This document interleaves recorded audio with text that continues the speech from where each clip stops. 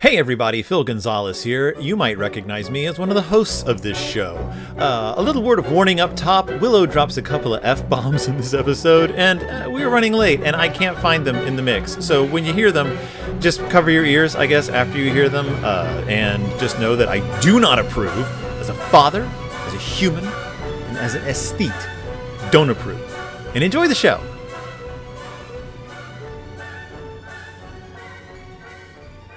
Oh boy, are you ready to talk about a man with wax ears? I'm ready. I'm ready to talk about a lot of things. Are you ready to talk about the world's greatest fictional cat? A cat who exists solely to chew on a man? Yep. Are our listeners ready to get info dumped on by Willow again? Because it's going to happen. Yes. Are you ready to have proven to you that Willow did her homework? We both did our homework. This is a story that you kind of gotta, you read it and then you're like, well, I gotta see what people have written about this, because this is a nightmare. Are you ready to have proven to you that Willow does have a college degree in creative writing? You do have a college degree. And are you ready to find out if there are, in fact, academic papers written about Robert W. Chambers? Are you ready to learn all about Robert W. Chambers' son? Because I have a whole section on that, too. That guy was a mess. Are you ready to find out why we don't know that much about Robert W. Chambers? And it's mostly because his son let the house be ransacked after Robert W. Chambers' death. What a nightmare. All right. Hey, everybody. I'm Phil. And I'm Willow. And it's Del Toro time. It's Del Toro time. I didn't do it that time, just to throw you off. You didn't woo. It's because it's not, again, no Del Toro this episode. We don't talk about him anymore. Nope. There's no Pinocchios. There's no Frankenstones yet. It's all about the Dark Descent. Woo! The fabulous, formless darkness. Woo! Hell yeah. David G. Hartwell's Fabulous, Formless Darkness. We are talking about what this week? We are talking about The Repair of Reputations by Robert W. Chambers. And what did Mr. Hartwell have to say about this before we dive into the thickness? He said a lot. Unlike our last story where he said very little, he said a lot about this one. He said so much about this one that it's actually quoted in the Wikipedia article for this story. Yep. That it does. Basically what he has to say, though, is that this is one of the greatest... This is, like, the greatest story in the King in Yellow. And it's a remarkable work of science fiction and horror, and it is a really important, it's very important to the establishment of horror and science fiction as a genre. What's wild about this story is, so this is a Fabulous Formless Darkness. This is the section of the Dark Descent where we are dealing with stories that are just weird. We don't that don't really explain themselves, that don't really have a solid reasoning behind them. And I would say this is like the quintessential. How about a story with a unreliable narrator who is an unreliable narrator not just because he has an ulterior motive, not just because he has a brain injury, not just because he's insane, not just because he may have read a cursed manuscript that drives you insane, not just because he thinks he's living 25 years in a future America that may or may not exist. This is like the most unreliable narrative. I love it. It's possible the entire story never happened in any way, shape, or form, and that it's all in his head. It's possible that the structure of the story happened all in his head. It's possible that all of it's actually happening, and we never get any kind of resolution on that. Nope. And I love it. I love the unreliable narrator archetype. A lot of the people in my literary analysis class hate the unreliable narrator type, thing, and I'm like, but why though? I not trusting anybody. Because you can go so far with it that it makes the story. If it's so unreliable that it may as well not have even happened, then you're like, well, now I'm just reading. Now I'm just reading somebody else's fiction. Like now I'm just reading a story within the story, and that the story becomes novel fictional. See, I think that it can be done really well. I mean, I get not liking when it's done poorly. Yeah. But that's just true of every trope. I think some people see it as a dodge. It's kind of like if you end the story with someone waking up and it was all a dream. Like you're like, oh, then even though I get that it's still fiction, it just sort of cheapens it. And so I can see where if the unreliability of the narrator is a twist or something, where it can seem cheap. But this guy establishes right off the bat, I fell off a horse. I got a brain injury. I was declared insane. I don't think I'm insane. I'm going to get even with my doctor for calling me insane. Oh, by the way, it's 1920 and the United States is a military dictatorship. Let's put the pause on everything real quick so that we don't get too ahead of ourselves. There is so much to talk about with this story. This is going to be a long episode. Right, because I'm talking about it because I have to pick up Mitzi at some point. Yep. Okay, let's get into it. Robert W. Chambers. We're talking about the boy himself first. Mm-hmm. Robbie Shambo. Let's see. Robert W. Chambers was born in 1865 in Brooklyn, New York, which makes sense. Hey, a Brooklyn man. He's like a Captain America. True. He is Captain America, actually. If Captain America That's why we don't know anything about him. Was kind of a racist anti-Semite who moved to Europe and hung out with the decadents, even though he didn't like the decadents, yes. He also died in New York in 1933. He wrote a lot of stuff. He wrote 70 novels. Yeah. And as far as I can tell, the consensus on his writing is that the more popular he got, the worse it got. Which I think that was a pretty common, like, downslide for a lot of writers in that era. And just a lot of writers in general. He was writing for money. He was writing to produce. He knew what sold, and he dedicated his life to being like, all right, well, this stuff will sell. I read that it was like, each one of his books got forgotten as soon as the next book came out because he was writing cheap fiction. Yeah. And that's fine. You know what? Yeah. That's fine. He started off not as a writer, he started off as an artist. And for some reason pivoted to writing. The King in Yellow wasn't his initial publication. I can't remember what the first one was, but it was the one that like skyrocketed him into popularity. Yeah, it was his second book. Yeah. And after writing The King in Yellow, he like kind of pivoted towards other genres, which is odd.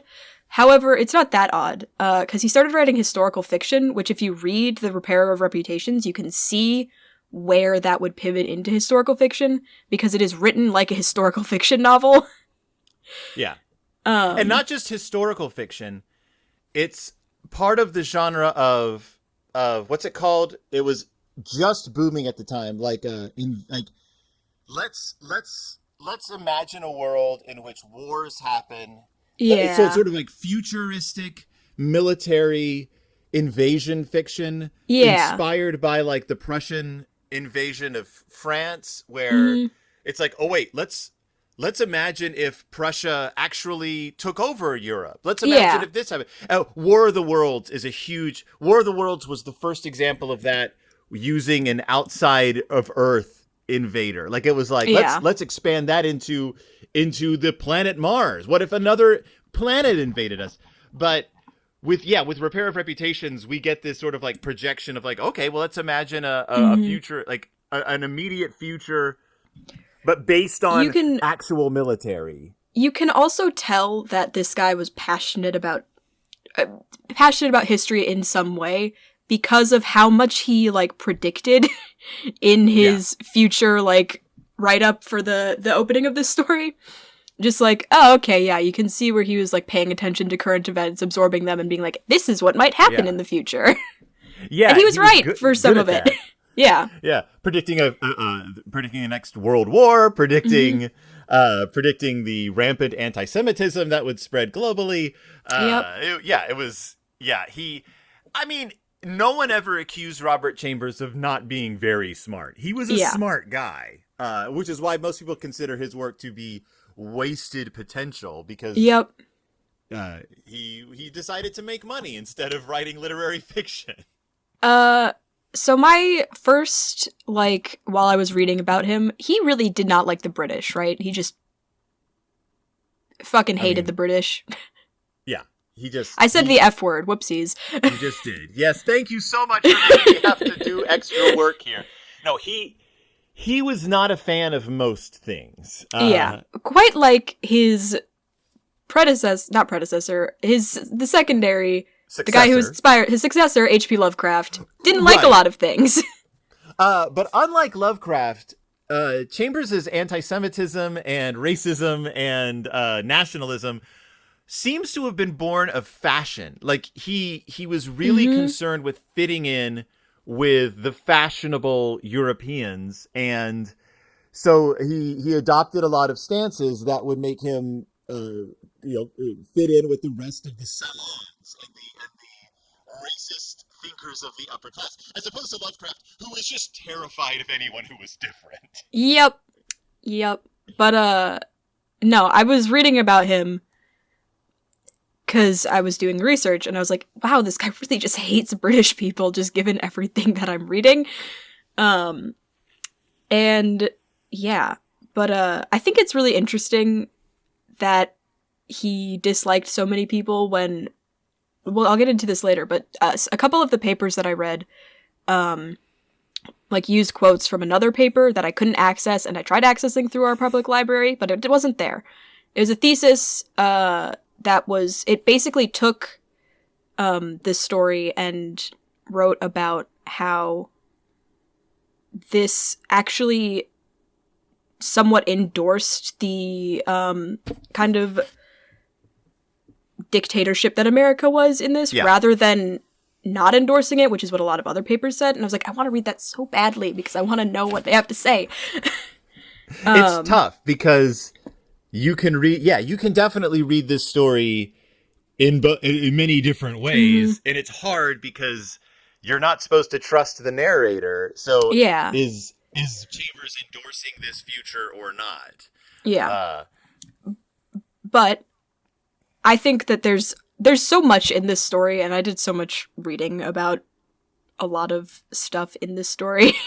Well, because I got really excited. What this story is, because our audience is hanging on with bated breath, going, "What even are you talking about?" The story is about a man, who has a name that I didn't figure out how to pronounce before this. Hildred I think it's Castaigne. Just Castaigne. Hildred Castaigne. Who was in a horse accident and got knocked on the head.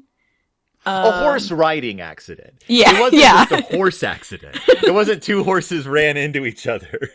I mean, it could have been. We don't know. And was declared basically insane. Or he needed time to recover because of the brain injury. Right. He was like, incorrect. I'm not insane. You're insane. You're not insane. You're part of a conspiracy. Even though he acknowledges, he's like, I hit my head and my entire personality changed. Yep. I think that when that would happen, you would be committed to an asylum of some sort, just because they didn't have brain injury knowledge. So they'd be like, all right, well, we got to keep our eye on this guy. Yep. Yeah. He eventually gets out though and is like, I'm not insane. You're insane. I'm going to read this play that scared me so bad I threw it in the fire until I saw what was written in the second act and started reading it again. Yeah. And it turns out that play was banned across the globe for being so upsetting and driving people mad. So he was already he hit his head and he's in the asylum.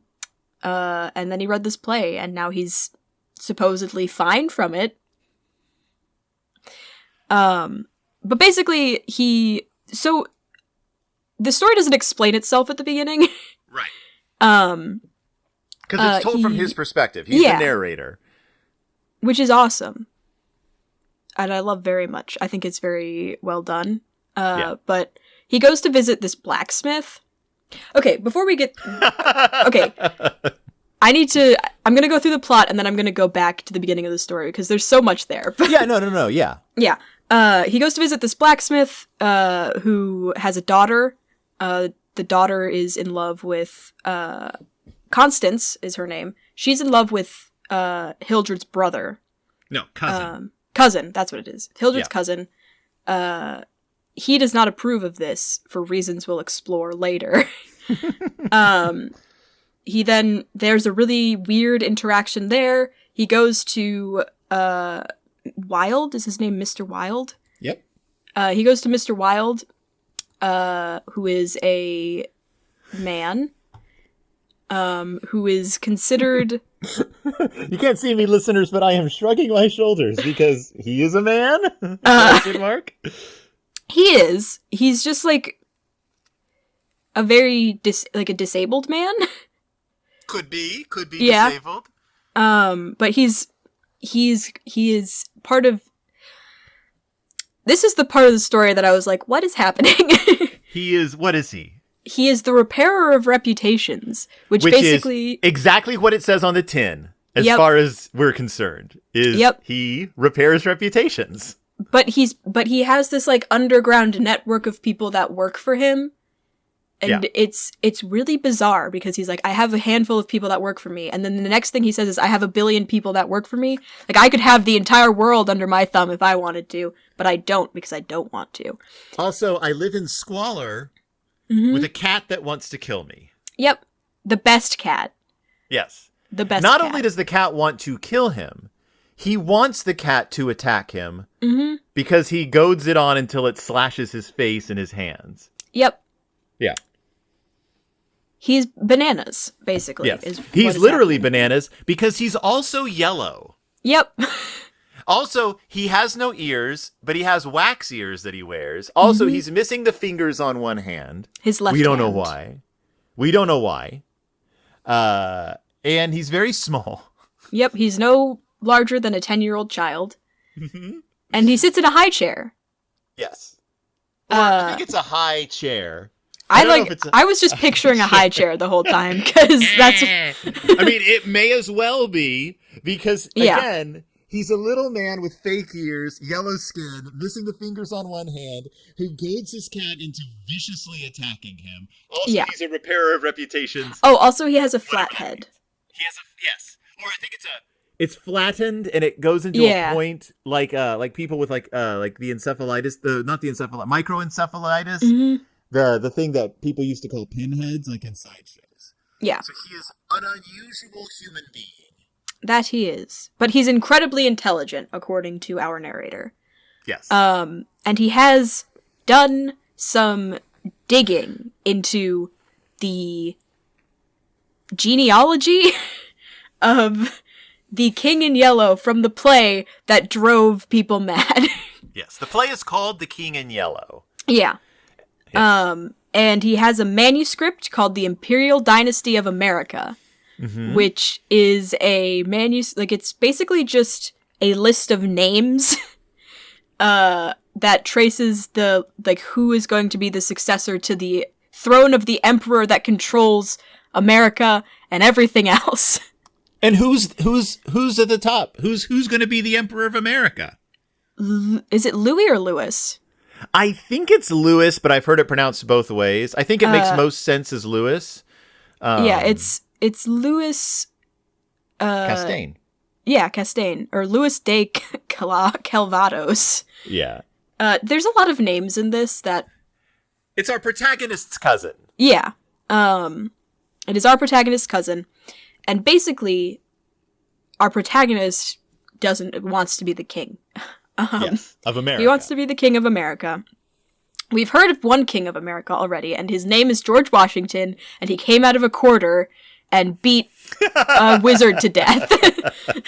So there's precedence here. Yes. we know this is a thing. Yeah. And our narrator doesn't want that to happen. No, why?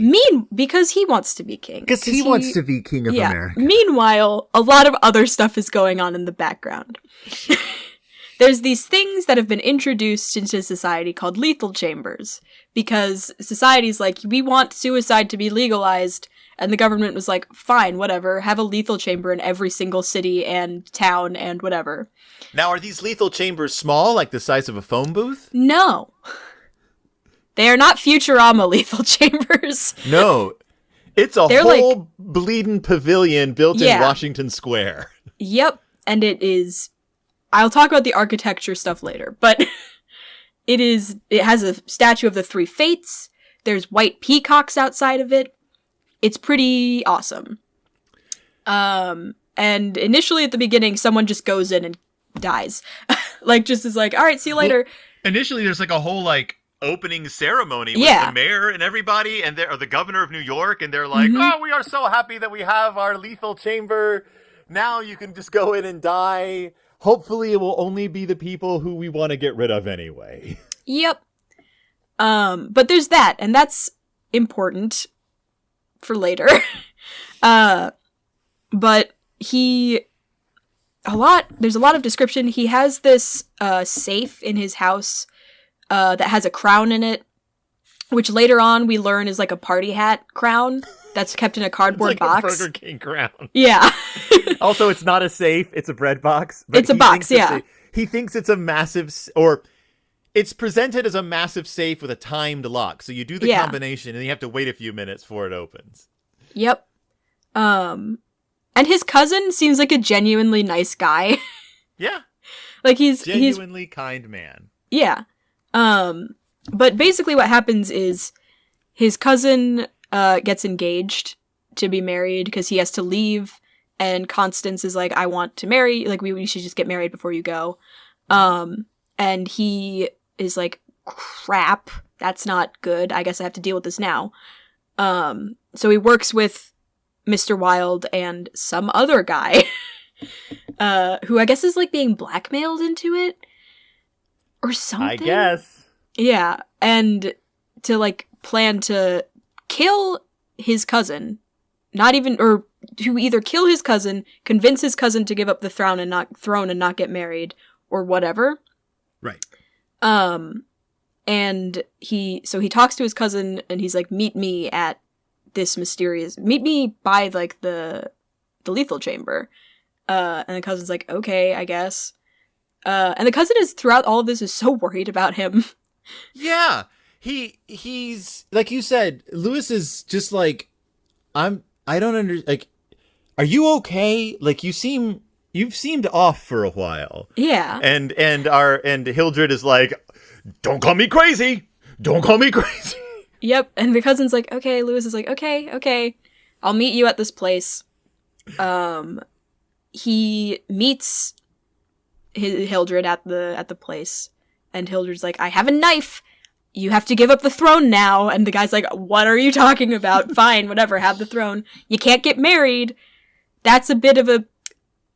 why? Well, first, Hildred has him read the genealogy. Yeah. He's like, read this and it'll all make sense. And Lewis is like, is this a joke? Yeah. This is, I'm just imagining it being a bunch of tattered loose leaf pages written in crayon. It has that feel to it. Here's the official genealogy of America, and once you read this, you'll realize I'm supposed to be emperor, not you. And Lewis is like, oh no. Oh dear, that's not good. And so basically he reads through it all and is like, dude. And Hildred goes, now that you've given up the throne, I'm going to exile you out of the kindness of my heart, but you can't get married still. And Lewis is like, what are you talking about? Are you, what is going on? And then a man runs into the park and into the lethal chamber, and it is the man that they've been blackmailing. And Hildred goes, now you won't get married because Constance and her father are dead. Yeah. And runs off. Yeah. And Lewis is like, what? And fucking, I said the F word again. he goes after him. I'm just so passionate about this story that the swears are all coming out.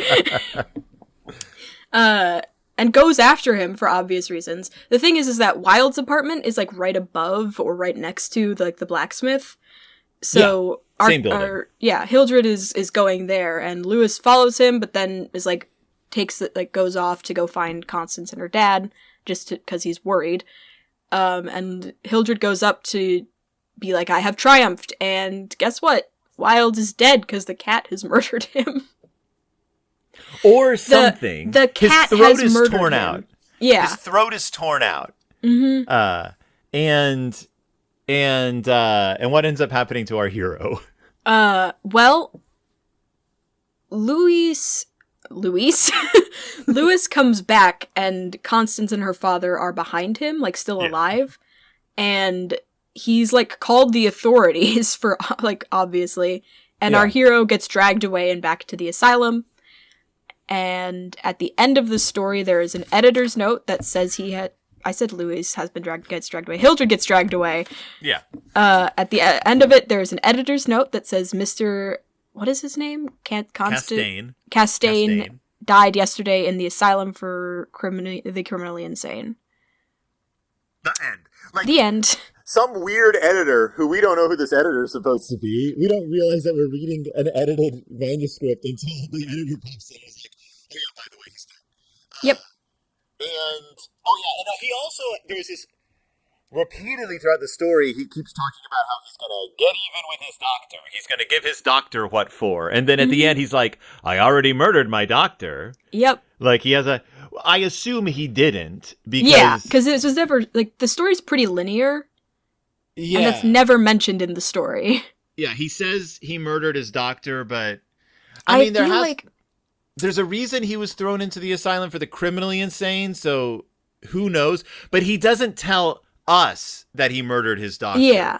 He only tells Lewis. I feel like what happened is, this is my theory. I think he was thrown into the asylum for the criminally insane because he murdered Wilde. Yeah, could be. And he just imagined the third person who was supposed to kill Constance and her father. And that's why they were still alive. Yeah, because the guy who is apparently being blackmailed into committing these murders he's in the apartment. Yeah. The whole time, but Hildred doesn't see him until he's like, oh my gosh, there's somebody else here. And as many commentators have pointed out, where was this guy hiding? It's established this is like a cold water flat. Mm-hmm. It's just a one room hovel. And all of a sudden there's a guy hiding in the shadows. So I feel like what I think is going on is he has been abusing this, like, poor, like, disabled man and blaming the cat because he's not, like, seeing, like, what's going on as, like, part of his, like, psychosis. There's another theory. Another theory is that, and this doesn't hold up. None of the theories completely hold up because there's enough established for the reality of the situation. Like, Wilde is established by his interactions with the he's not a blacksmith so much as an armorer.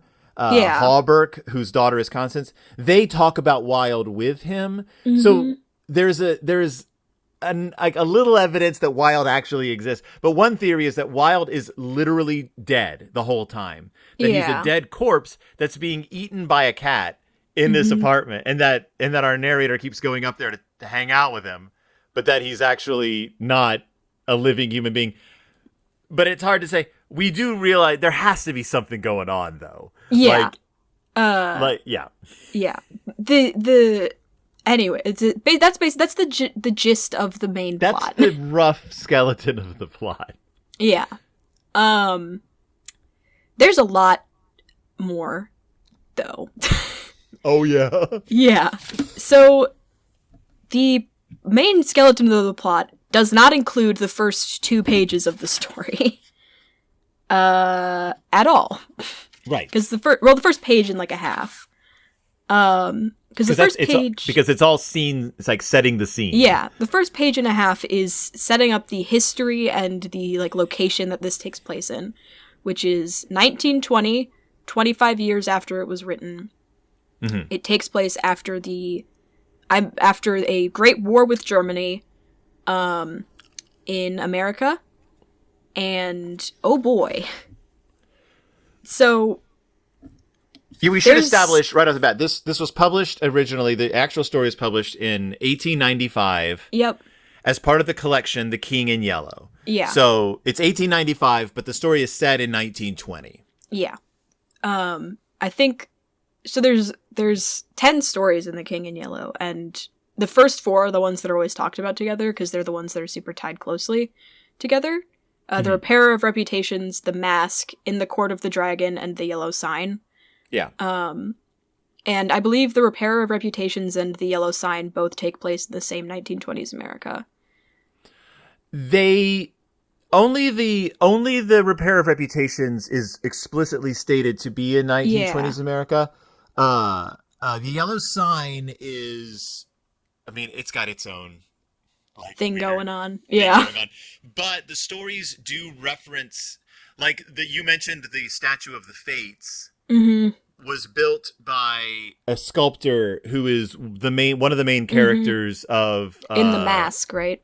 In The Mask, yes. So, and those 4 stories all explicitly reference the play The King in Yellow, even though its influence on the other stories is different than its influence on this story. So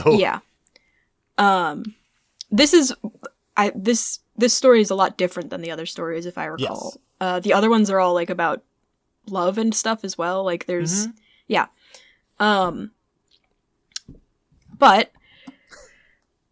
the things that stood out to me a lot, in these first couple of pages, I have written down because of course I do. There's so much contradiction just in this setting. Like the fact that, like, one of the first things said about it is that the war left no visible scars on the Republic of America. And then immediately afterwards, it talks about the increased militarization and isolationism and xenophobia within America because of the war. Yeah. And I'm like, all right, interesting. Left no scars, everything's changed. Yeah. And in a single, like, in a section, it talks about bigotry and intolerance were laid in their graves. Right after talking about how, we're not allowing any Jewish people in. We've pretty much segregated, and it's pretty clearly, like, I think implied that they've, like, killed a lot of the black population. Well, okay, so it mentions that the black population of America has its own apartheid state now, called Swanee, and it's not a alien concept to the readers at the time. Would have been like, oh, there was talk of, well, maybe all these people who were freed by the Civil War should just get their own country. That'll be like subjugated and subject to America, but also not part of America. We'll give them their own apartheid state, basically, where we'll rule them, but they can all just do whatever they want. The way that apartheid states work, though, usually, is if established by the oppressors, is by killing everyone unless they go there. Right. So, but again, left no scars. There's no racism anymore. There's the third thing that they mention is dealing with the Native Americans, basically, which is pretty clearly, I'm pretty sure, just killing them. You conscript them into a form of military service that is, I can't remember what country it's based. There's, as you said, historical basis for all of this, and it's based a lot on the way the Prussian military worked, the German military worked, a lot of stuff that was happening in Europe that Chambers was privy to because he was in Europe for a lot of this. If you want a dynamite breakdown of a lot of these references, I heartily recommend picking up the annotated The King in Yellow by Kenneth Hite. I have it right here.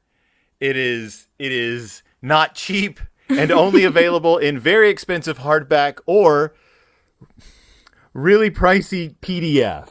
So I have a PDF. I bought the PDF that's, I think it's like $28 Jeez. for the PDF of this, but it's a small publisher. Kenneth Hite, by the way, if I'm gonna go off on a really quick digression. Kenneth Hite, one of the leading experts on The King in Yellow.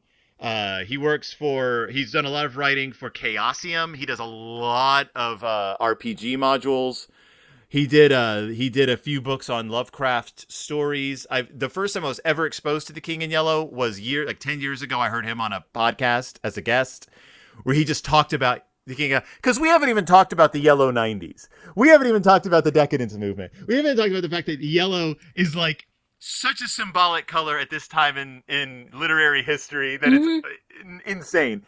So he laid out the history of the Yellow 90s in this, but he goes in every single one of these, like he has a footnote for like every single word in some of these references in the introduction here. So I actually did some digging into like the each military unit that was mentioned. Yeah. And because a lot of that was from really interesting. Hite did a lot of that research just to like pick apart what exactly he's talking about in this. Like the Lancers, the Hussars,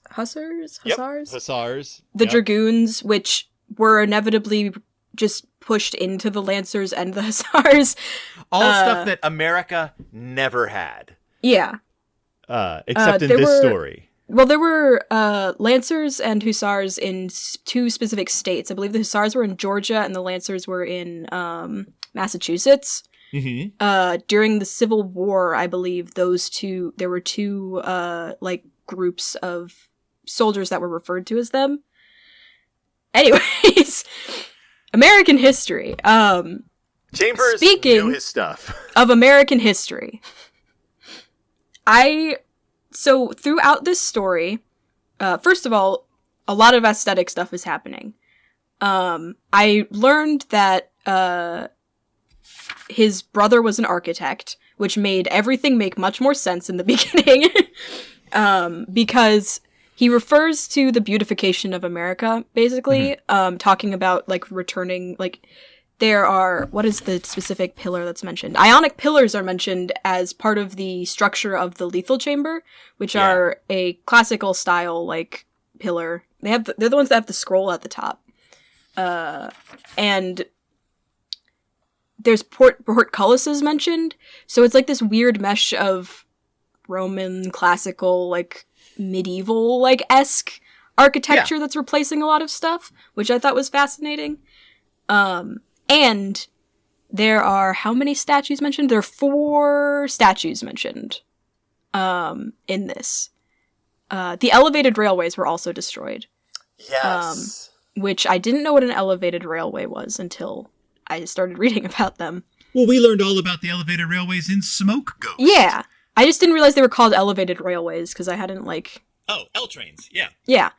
And I was like, why would they... Like, they removed that for aesthetic purposes, but it feels like they also removed it to isolate people even more. To move most things underground. Yeah, they replaced everything with underground roads, basically. Which is kind of cool. Which was an idea. There was talk at the time of what if we moved all the freeways and everything into underground tunnels. So cars weren't even a thing then, but like the notion of traveling completely underground.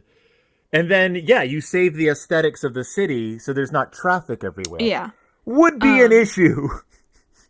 I mean, logistically, it'd be a nightmare. Can you imagine? Yeah, it would be awful. But it was an idea. So it's very concerned with the aesthetics of the architecture and the beautification of the city. Chicago is mentioned as becoming this kind of like paradise, this like great white city paradise. After a second Great Fire, which is unfortunate. Had to burn down again. Yep, it burned down again, but it's even better now. Right. And they never bring Chicago back up, but it's there. Yeah. He does mention, he's like, okay, so Chicago's great. Meanwhile, in New York. Mm-hmm.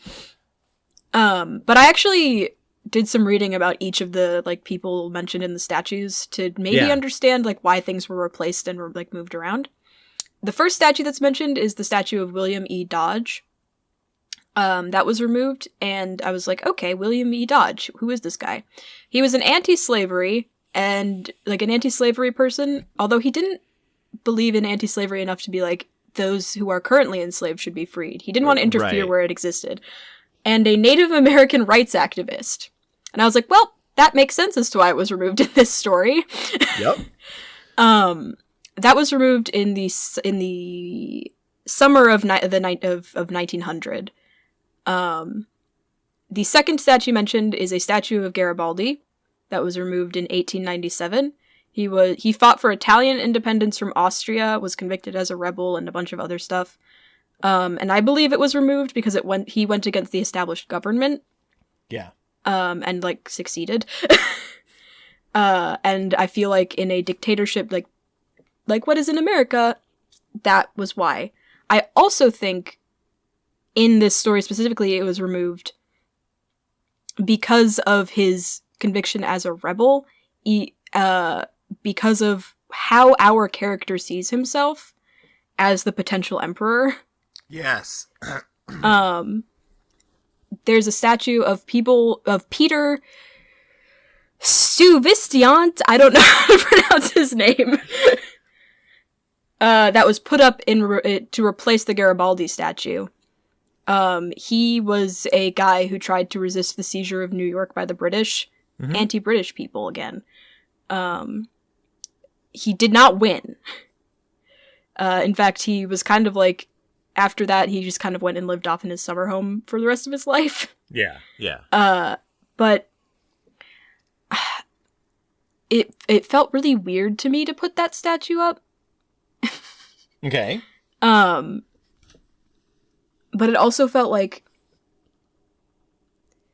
he was trying to, in the way that Garibaldi was trying to go against the established government, he was trying to also do that in a way. Uh-huh. He didn't win. And I'm debating whether or not it's supposed to represent our narrator going against his cousin, or if he was put up specifically because he didn't win, and it was a testament to going against the government is futile.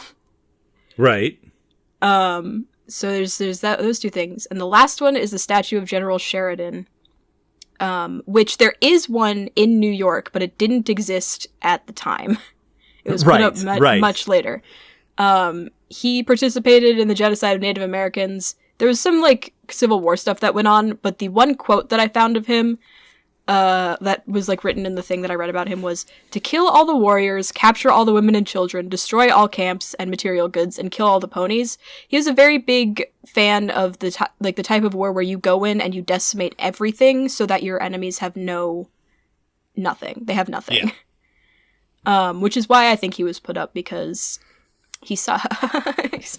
And bear in mind, listeners and readers, that this intense American history, this well thought out vision of the future, could very well all be in our narrator's head. Yep.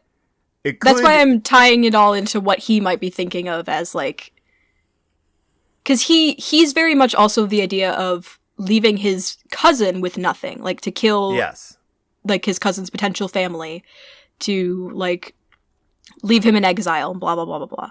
Like, he's very much a fan of this style of war. Yeah. There's a very real chance this is all happening in 1895. Yep. And that upon his release from the mental hospital, our hero has just decided it is now 1920. Again, we're never given any answers. Yep. But it's a possibility that he's living in his own delusion. His idea of a beautiful future for America. Yep. And you would think that because of that, it's pretty easy to read this as super against everything that's happening in the America. But given the author's actual, like, viewpoints, you're like, is this all... Is this somewhat of an endorsement as well? Right. Is this a criticism because a crazy man is coming up with it? Or is this the author saying, this is how it ideally would be? Unfortunately, this guy thinks he's supposed to rule it? Like, there's so many layers. And we haven't even talked about Carcosa yet. Yeah, but I feel like I didn't get to read this paper that I wanted to read so bad, but part of the, like, part of why I think it could potentially be an endorsement is because our super great cousin Lewis is a military man in the military. Yeah. Like, he's a representation of the military of this dictatorship America, and you're supposed to be rooting for him because he's, like, the victim of this crazy guy. Except that he's also shown to be somewhat powerless. Yeah. And just sort of a man in love. Mm-hmm. And he's not idealized by our protagonist. He is seen as an impediment to our protagonist's perceived. But the question birthright. is, are you supposed to be agreeing with the protagonist or disagreeing with him? Okay. Let's talk about The King in Yellow real quick. Let's do that. Because this play exists. Mm-hmm. So this play exists Yep. in two possibilities. Mm-hmm. There's the way the play is presented in The Repair of Reputations, and there's the way the play is presented in the book The King in Yellow as a whole. Mm-hmm. In the book The King in Yellow as a whole, this play is a corrupting presence, influence. Yeah. And it's a negative corrupting presence in the other three stories, but as you pointed out, in this story, it's a positive thing. Our reader, our narrator has read this play and is seeing the hope for his future in it. And it's kind of supposedly guiding him as to what he's supposed to do in the future. Like how he's supposed to live his life, how the world is supposed to, like, bow down to the King in Yellow, and how the King in Yellow is, like, the sort of, like, messianic figure that he is trying to attain, like, his power through. Mm-hmm. Which is completely different than how it's portrayed in other stories. In the other stories, it's like this thing where that's slowly driving people insane. Mm-hmm. So The King in Yellow itself, Chambers took all these ideas, all these sort of words, these concepts from Ambrose Bierce. Yeah, which is, what I read is he took the names, but he didn't use the names necessarily in the same way, because one of the names was a person, but he used it as a place name. Place? Yep. Yeah. There's Carcosa, there's Hali, and there is Hastur. Yeah. And those three terms, which are incredibly evocative terms. Mm-hmm. Carcosa is just an awesome sounding word. Yeah, Hastur is such an evocative term. So it's like Bierce came up with these words. Chambers used them as these elements of this play, The King in Yellow. And then, like, Lovecraft and Lord Dunsany and various other writers took them and ran with them as well. But I was wondering, he also uses the name Carmilla as, like, the name of one of the, like... I think he uses Camilla. Does he use Camilla? I thought it was Carmilla. I maybe read it wrong. Yes, because there's two women, Camilla and Casilda. Yeah. Who are sisters, mother and daughter. There's a lot of theories about it. All you know about this play is the very, very scant excerpts that he drips into the stories. And there's very little text that we ever get to read. Obviously, we don't get to read the play or it would drive us insane. Could be based on Oscar Wilde's play, Salome, which was a banned play that was considered a corrupting influence. Now, because he hates the decadence, right? One theory about the play The King in Yellow that people talk about that if you only look at it within the confines of The Repair of Reputations, is that The King in Yellow is a play like Salome that's a decadent play that people consider a corrupting influence, but only in the only because it's sort of an amoral play, because it's a decadent play. It's bad to read because you shouldn't read this kind of garbage. Only those weirdos in the decadent movement believe in this kind of stuff. You shouldn't read it because it's trash. It's bad news. It's a bad play. It's bad. It's gross. We don't want it. As opposed to will literally drive you insane. But our narrator perceives it as an actual magical foretelling of the future. So there's that possibility that in this story alone, The King in Yellow is just a controversial play that they unfortunately banned, and that gave it a little more oomph, like Salome. I mean, Salome's a good play, but do we know the order that the stories in The King in Yellow were written in? No, because all of Robert Chambers' papers are gone. Because he died. His son hated him. His son hated both of his parents. Was also a drunk and a drug addict. Yep. And Chambers' beautiful home, because Chambers was very well off because of his writing, was just ransacked by brigands, essentially, because his son didn't care, and we lost everything Chambers ever wrote. The only thing we have from Chambers is what was published, and that's it. Yep. And what people may have written about him, which wasn't much. Which is why it's impossible to write a real biography on this man, because there's just nothing about him. He was a popular, it'd be like if you tried to write a biography on like just some rando who wrote like series westerns, and you were like, oh, no one wrote about him because by the time he died, no one was really talking about him. Yeah. Unfortunately, a lot was written by Chambers that we do not have and will never have. There's also, so I was trying to find info about Chambers because I couldn't, obviously. And I found one blog post about his son. Okay. From a guy who wrote an annotated, who's like a Tolkien expert. Do you know who it was? Let me see if I can find it real quick. He's like, his son was like the anti-Christopher Tolkien. Yeah. The complete opposite. Written by Douglas A. Anderson. Okay. The author of The Annotated Hobbit, 1988. Okay. He's the book reviews editor of the Journal of Tolkien Research, but he has a blog called Lesser Known Writers where he writes about, lesser known writers. And it goes through this guy's, his son's, basic, history. And I thought it was interesting. And that was when I finally settled on the fact that Robert W. Chambers hated British people. Because, so his son was engaged 3 times and married twice and divorced twice. He was engaged to a sculptor who they were like, I don't actually want to get married. He was married to a British woman that he married when he was in Europe, and his parents hated her so much that they drove her back to her home, and she eventually divorced him. Or he divorced her at the behest of his parents. And after that divorce, changed his name to Robert Hustad Chambers, and wanted nothing to do with them.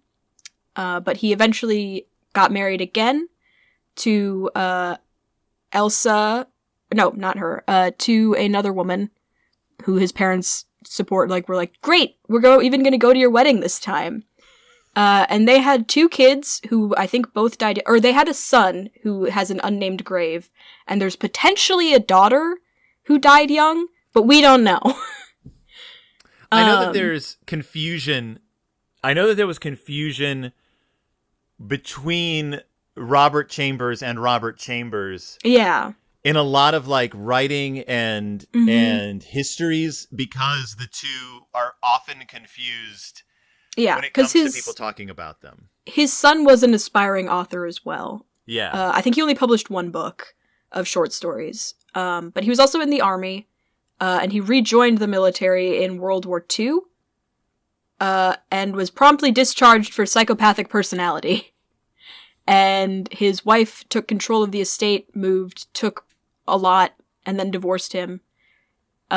He sold what was left of the estate, which the buyer who bought it defaulted on the payment, so it became his again. He tried to get the army to reverse his discharge, which they did, and then he died after donating the estate to a Catholic group. And that's why we don't know anything about Robert Yep, Chambers. that's why we don't know anything about it. That's why we don't know about Robert Chambers. It's a loss to letters. What's funny about... He also ran for the New York legislature twice. He lost both times, but he did do that. This is the son. Yeah. Robert Chambers is one of those...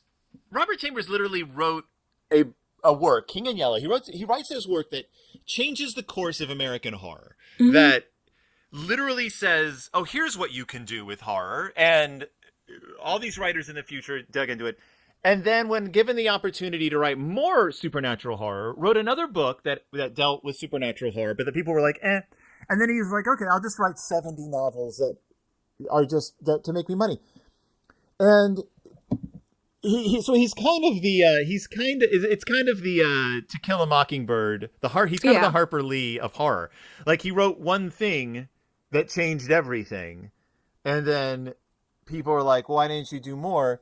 For all we know, he did do more. For all we know, there were untold short stories and works of horror fiction in that house that we'll never be able to read because of the machinations of history and fate. But he wrote The King in Yellow. So the King in Yellow play. All of this could be in our protagonist head. Carcosa, Hali, Hastur. Hastur ended up becoming one of the great old ones in Lovecraftiana, mostly because of August Derleth and writers after Lovecraft. Lovecraft just kind of peppered these names throughout, and it was even later writers who sort of expanded on this. But the King in Yellow mythos, you can write, there are some really good collections of stories set in this universe. I read a story called, I think it's like Robert Chambers Writes the King in Yellow or something, about Robert Chambers as the author encountering the Repairer of Reputations and writing these stories at the behest of the King in Yellow. Like, there's so much mythos around this king who is honestly not given much as far as, like, we don't find out much about this guy, but he ended up becoming this powerful, influential presence in horror fiction for the next, it's still happening, obviously. Yeah. Mostly because it just sounds cool. Where flap the tatters of the King in Yellow, Casilda, Camilla, like all these names that just, they're evocative. And that's part of the power of this story. All these stories could stand alone. You could cut all references to the King in Yellow out of these stories, and they would stand as strong, weird fiction. Adding that element only makes them even wilder and weirder. Also, the Decadence movement. The Decadence movement.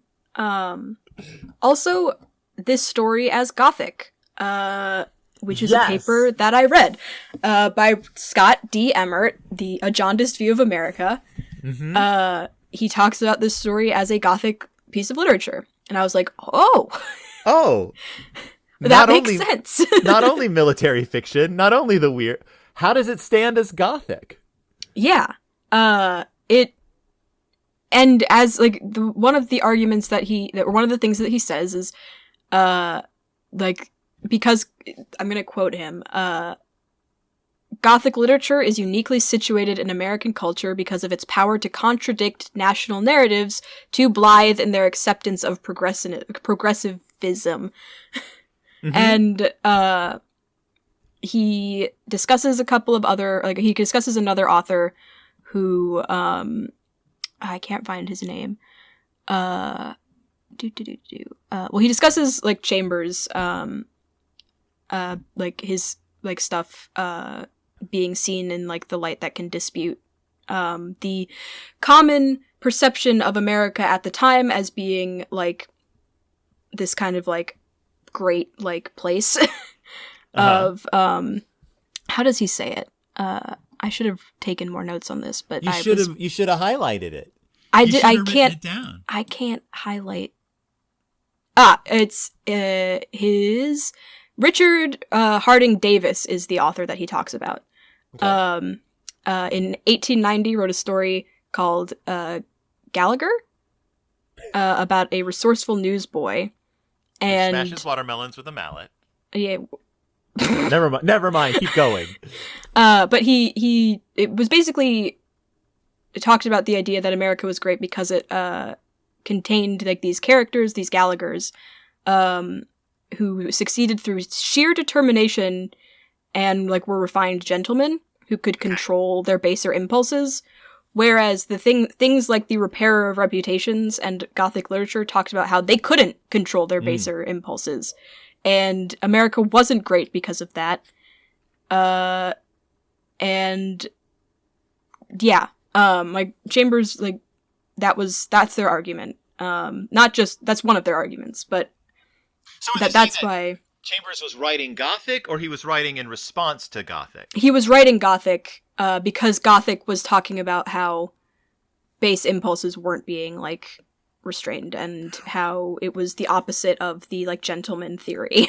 What I love about this is that this is another example of positioning what we consider a genre, looking at a genre, the Gothic, not within its trappings, not within its aesthetic trappings, but within its philosophical, like what it's saying as a movement, what it is saying as a literary movement. Coincidentally, before I started doing this reading and stuff, I started rereading my illustrated history of the Gothic. Yeah. And I was like, oh. And we've talked about this with like noir, where Yeah. noir is not just the trappings of noir, but it's a political, artistic, literary movement about fascism, about fighting fascism, about the decay of the American psyche, or just the human psyche. And so Gothic isn't just castles and women running across moors. It's about the psyche of humanity and what we're saying about that. Exactly. And I like, but even if we're looking at it from an aesthetic point of view, this could kind of still be considered Gothic because of like, just the like, how do I describe this? The use of the Fates statue, and like the way that it's positioned. There's a moment during the like when the initial person goes into the chamber, the lethal chamber. It describes a pigeon posed on the hands of the Fates that flies away and then comes back after 30 minutes. And pigeons were often considered like they carried souls to the afterlife. Just the aesthetic of that symbolism and like the flying away of the bird is very Gothic to me.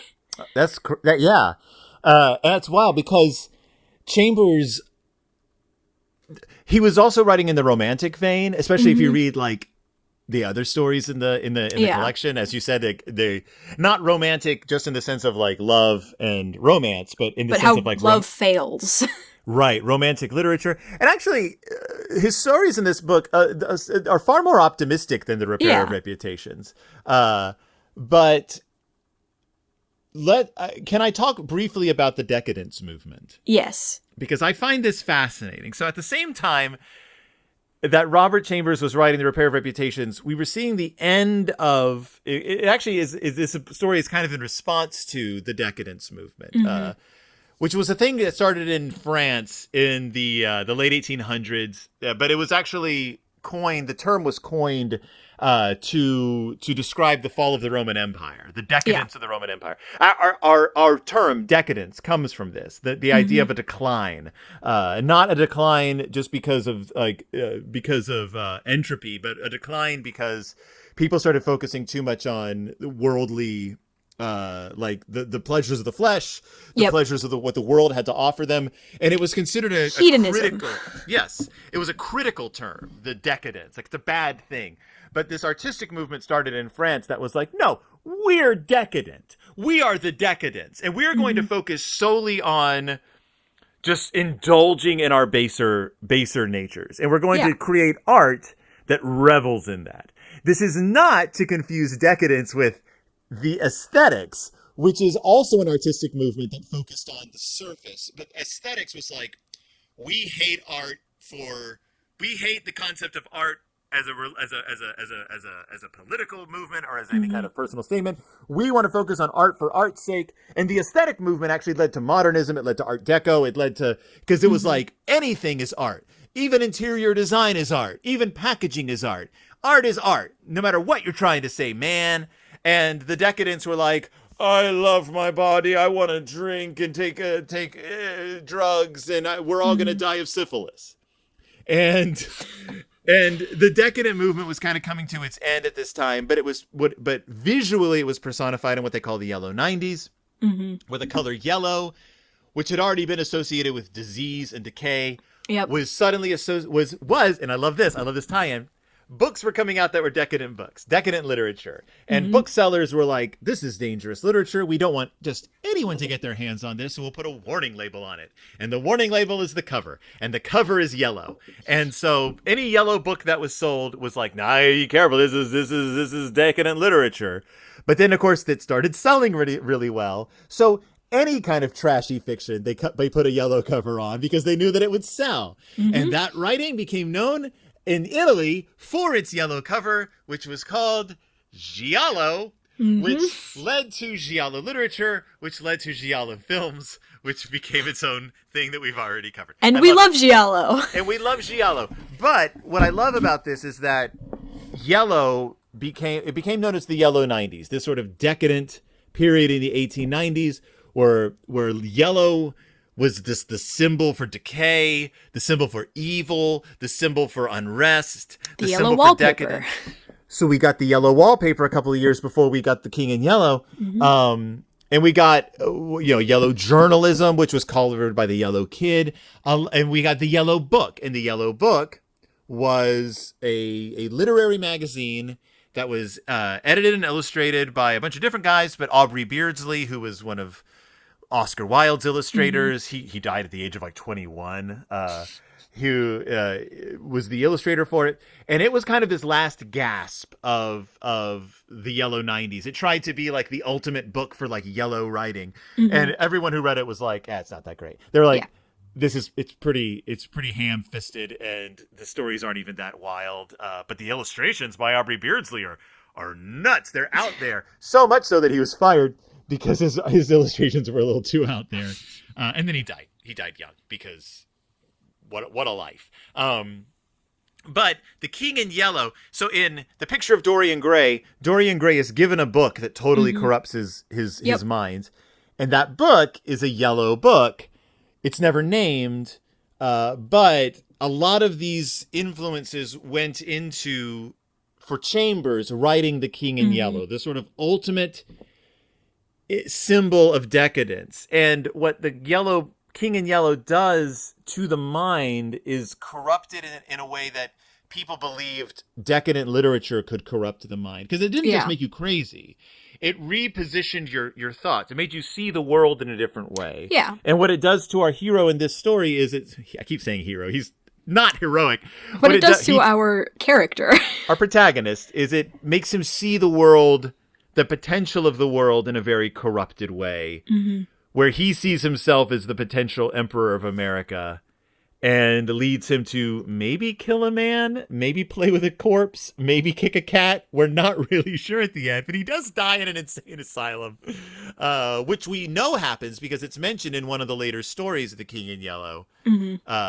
So we know that's an actual thing that occurs. Yeah. Hildred Castaigne, everyone's favorite boy. Nobody's favorite boy. He puts on a Burger King crown and thinks he's the Emperor of America. He puts on a tattered bathrobe, and thinks he's wearing the robes of the king. He walks through the city and is like, I'm going to go see the Repair of Reputations. We should say that Wilde is it's crazy because his job is, he's like, I'm the repairer of reputations. If something's happened to your reputation, you pay me some money and I'll repair it. I'll fix everything. And then you find out, as you said, he's just a blackmailer. He's maybe has connections in the underworld to get the goods on people. He thinks that he's a newspaper guy shows up to the apartment at some point. Maybe.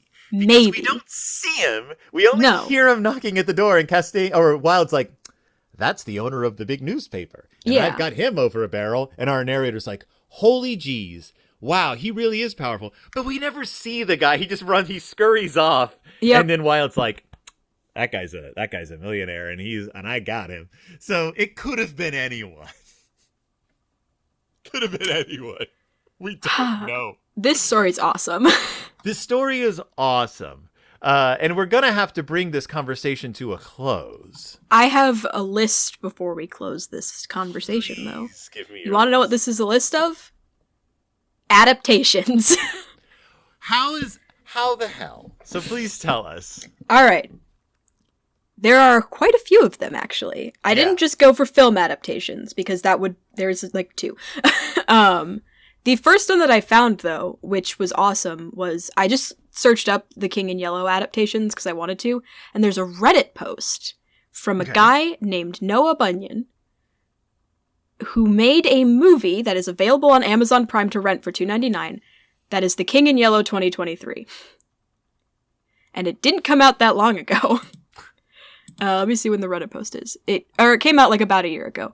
But it is there. It's on Amazon Prime. I searched for it. It's there. I didn't watch it because I didn't have time. And I didn't want to spend money. But it's there. And there we go. I also didn't have any money to spend because I am currently broke. That's neither here nor there. The second adaptation on my list is the graphic novel adaptation by I.N.J. Cullbard, The King in Yellow. I do want to say I.N.J. Cullbard is one of my favorite adapters of weird fiction.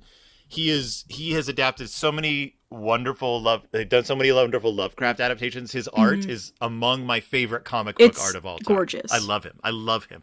The heavy dark lines, the angles, along with Mike Mignola and many others, he's just up there. Yes. Yeah.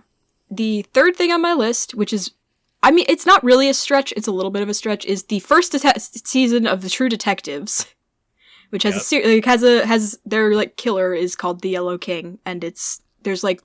Have you watched True Detective? No, I haven't, but I want to now. Yes. So True Detective season 1 comes out. You can't cover The King in Yellow without talking about this. True Detective comes out. They're all of a sudden talking about Carcosa. They're talking about the Yellow King.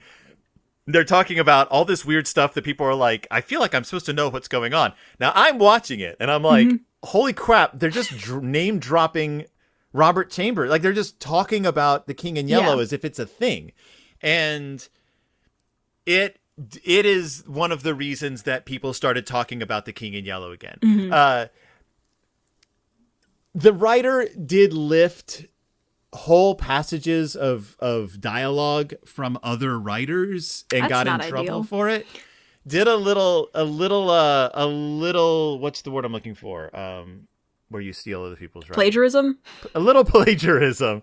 Kind of ticked off some people in the crowd. Worked it in well. It works.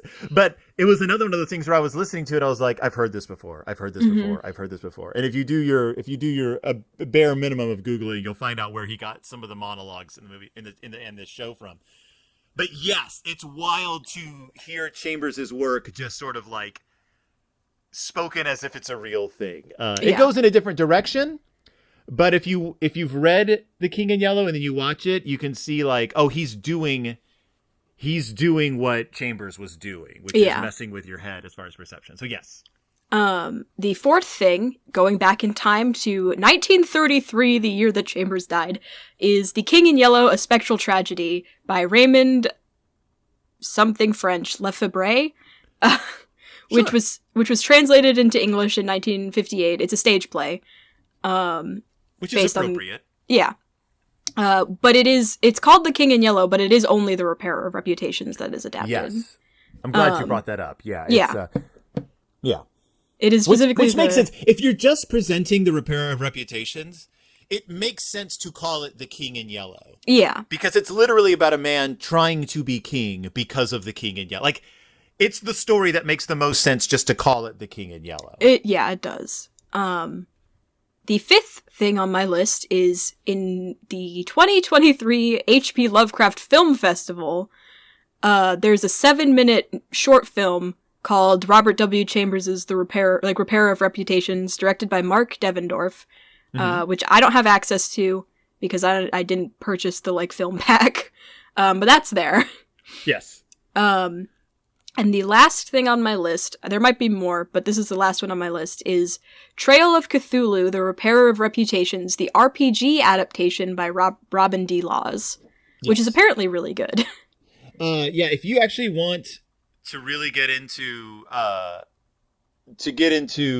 like how influential the King in Yellow was on the Cthulhu mythos, you've really got to dip into the RPG modules for Call of Cthulhu, for various other things.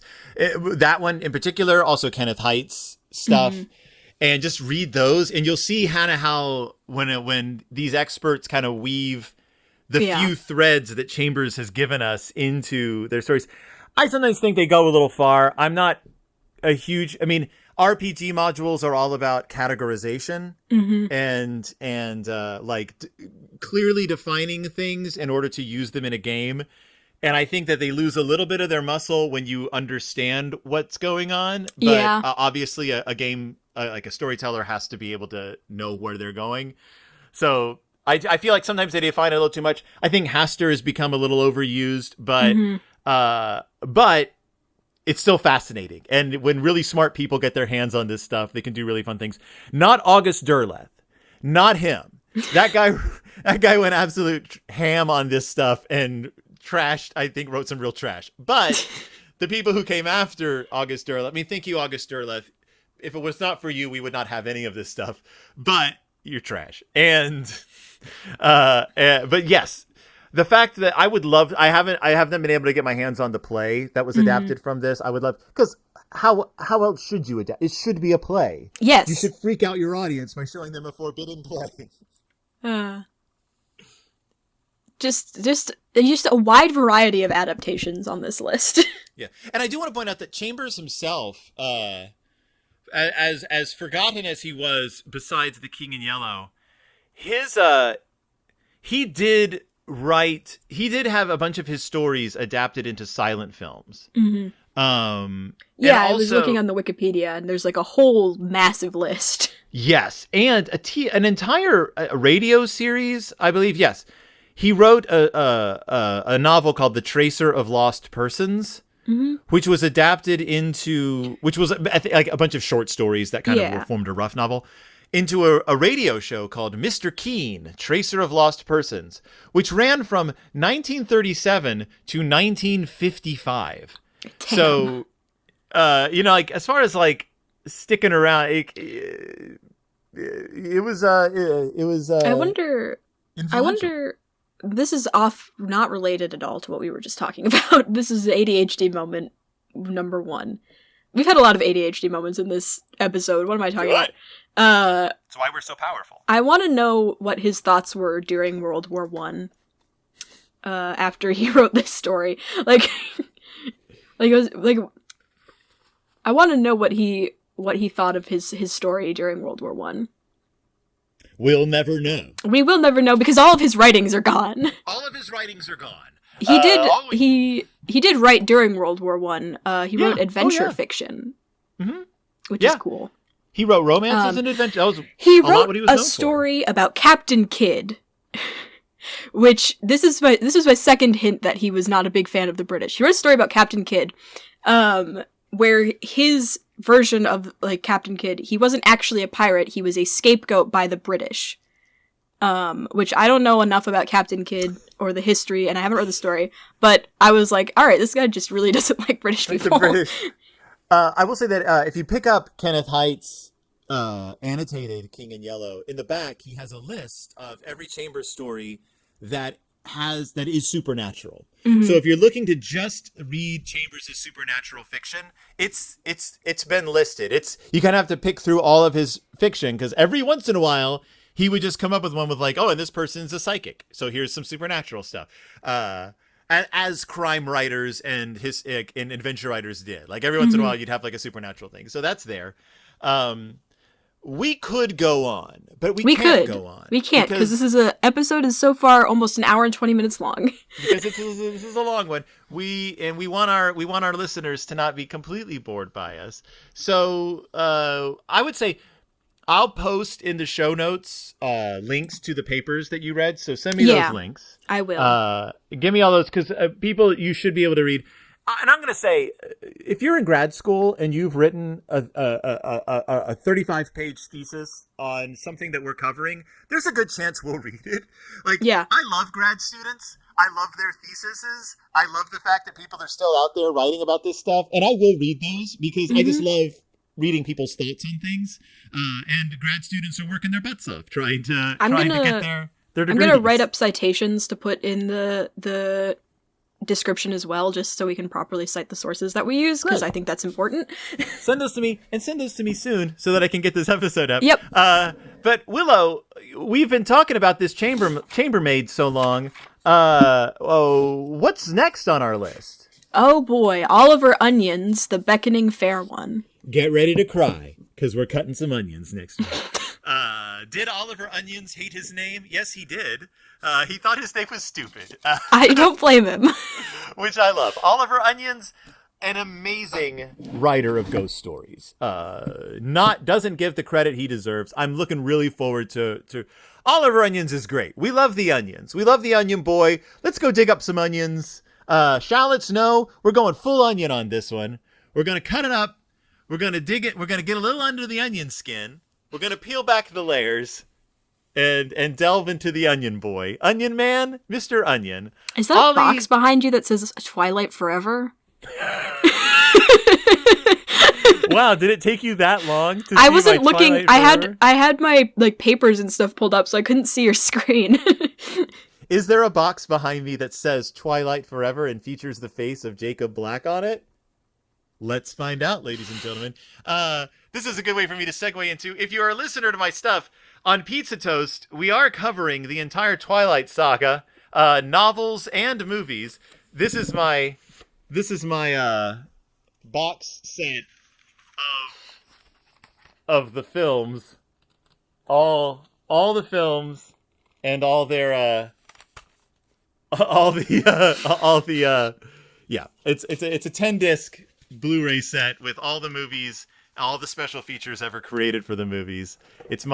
You think I only do research on this show? No, we go deep on Pizza Toast as well. I believe you. I just didn't expect you to to have a physical copy. I needed it, well, because it also, if you bought this was cheaper than renting the movies. Because this thing cost me I think $25, $30. It comes with everything, and it comes with digital copies of the movies, so which means that I can watch Twilight on the treadmill at the gym, which I have been doing. So who's that man running for a minute and a half and then walking for 2 minutes? And what's he watching? Oh, it's Twilight. People might be thinking if they see me. And yes, I keep this Jacob out because we just did the first book, and we're going on to New Moon, which is the Jacob book. So if you wanna find out my thoughts on Twilight, tune into Pizza Toast, because that's what we're talking about. I have a Christmas tree behind me. That's new. That's the first time this is in an episode. Willow, Want to know what's at the top of the tree? It's the Demogorgon, because he has a star-shaped head. Willow, we need to let these fine listeners go. We do. Thank you so much for listening to us. Thank you so much for putting up with us. Thank you so much, Willow, for all your wonderful research. Yeah. I was very pleased to not have to do as much work this time, even though I did, because I have ADHD and I just started reading about Robert Chambers. I think I'm gonna try and keep up this level of stuff for our stuff, because I feel like I was more engaged this time around and said more words. We love it. We love to hear it. So join us next time for Oliver Onions as we delve deeper into the Dark Descent. I'm Phil. And I'm Willow. And we'll see you when It's Del Del Toro Toro time. time. More like it's Hartwell time, because Del Toro hasn't been mentioned. More like it's lunchtime, because I'm Hungry. Bye. Bye!